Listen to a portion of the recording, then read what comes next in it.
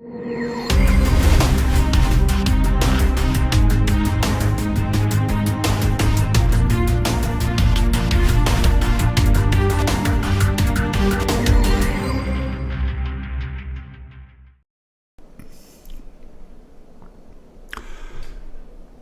the words of the immortal Paul Harvey,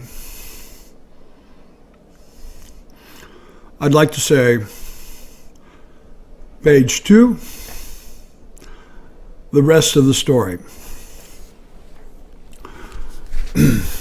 On page 1, we talked about how I ended up on the stage of the auditorium of Fort Osage High School, surrounded by some very devout Christians that were trying to force us all to accept Christ, and were willing to have the doors barred in the auditorium, that no one could leave and all must participate.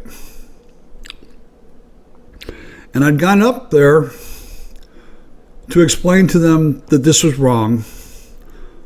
I appreciate their intentions, but this violated separation of church and state, and this violated the principles of being a Christian disciple, that they were trying to force people to accept their views, their ways, no matter what the cost.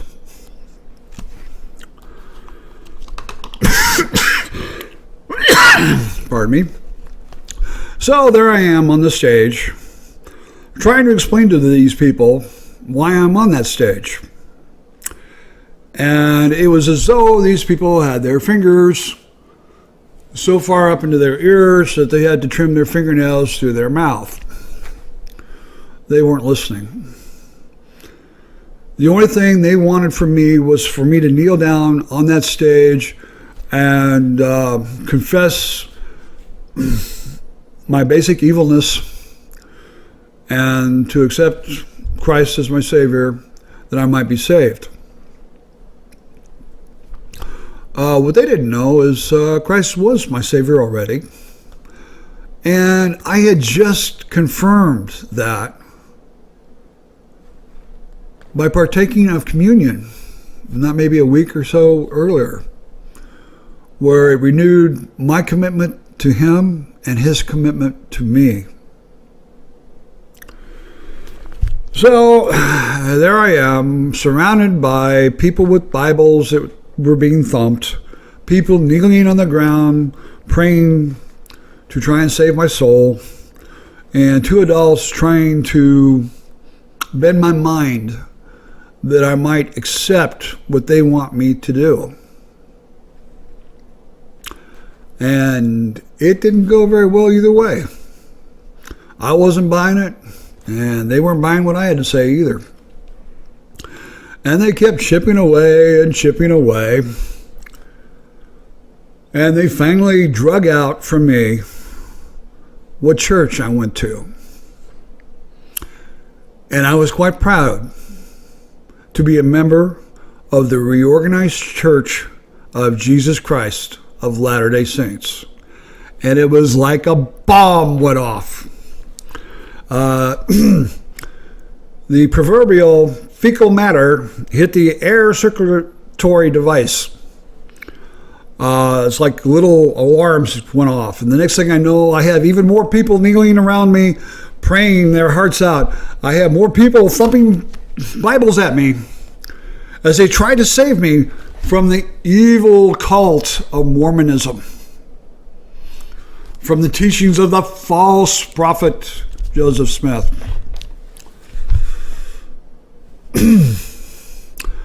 And as I think about it, they must have been from out of town,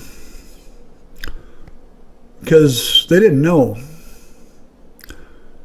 the special place that Independence and Jackson County, Missouri play in the history of all the splinters of the Mormon Church. of the special promises that were made,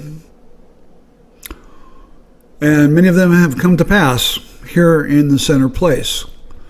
And we've referred to this as a center place for many reasons. The LDS Church World Headquarters is here in Independence. They have a very large building called the Auditorium, which served as World Headquarters. And eventually they built their temple here in Independence. I know our Mormon brothers have many temples. We don't need to debate that. We don't need to go into that. Our brothers, the Mormons, are also here. They have a large visitor center, and they have a large congregations also in this area, because this is the center place. Many people in the reorganized Church of Jesus Christ of Latter-day Saints moved here because they felt summoned to be part of what was to happen here in the center place. Others remained out in the field. Many of them asked the church, where do you need help?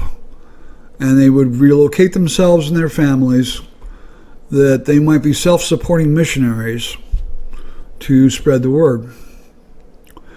So here they are, thinking they have me surrounded, because I am the lone member of the evil cult of Mormonism. But what they didn't realize is my classmate over there, my classmate over there, my classmate back there, my classmate back here were members of either the reorganized church or the Church of Jesus Christ of Latter-day Saints, or members of some of the other splinters from the original church. And we had them surrounded. They were the cult, not us. I could see this same group being so unprepared and so closed-minded that they would go to Salt Lake City, Utah, and they would try to preach from the stairs of the temple there and explain how evil the cult of Mormonism was and how we were all damned to hell unless we renounced this evil cult. I can see the same people traveling to Jerusalem to explain to the Jewish people that they were all damned to hell because of their beliefs. I could see them going to Mecca and doing the same thing. I could see them going to any place in the world where there is a gathering in a center place of religious leaders and telling them, unless they practiced religion exactly as they believed, exactly by the truth that they had, they were damned. Harry Harrison had already taught me by that time that when people start talking in capital letters, it's best that you turn around and walk away from them. If you can't get away from them, you take everything they say with a very large grain of salt. And that many times, your best course of action is to do the opposite of whatever they had to say. So eventually they let me go, and I got off the stage, went back to my friends, and they started saying, well, we're so proud of you. We wanted to go up there and do the altar call, but we were too scared. And I tried to explain, and they didn't understand exactly what I was saying either, as far as why I went up on that stage. I do hope that whoever was responsible for that fiasco realized that what they did was wrong. The door should never have been barred. It should not have been a mandatory assembly in the first place. It should have been an optional assembly, and people should have been notified ahead of time of its religious nature. Those of us in the Assembly, Youth for Christ movement, we had no idea of what was happening. So,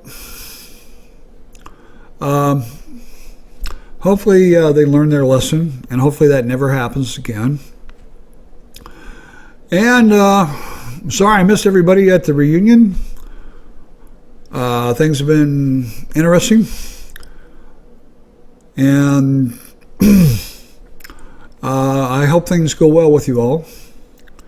So once again, I would like to say, Vio con Dios, ciao, and see you later, suckers.